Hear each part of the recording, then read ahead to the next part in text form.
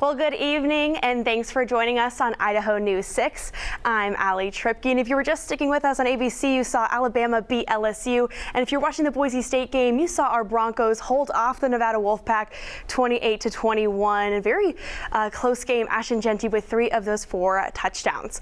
We're going to go ahead and check out some of our current temperatures. There is our Grove Tower camera right here, 41 degrees with 60% humidity. We do have some moisture rolling into the Treasure Valley. We'll talk about that soon.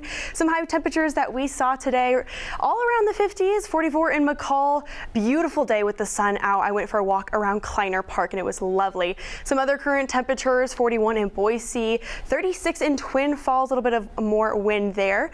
Tomorrow in the Vajik Valley, we do have some overcast conditions coming through and 55 degrees for the high there.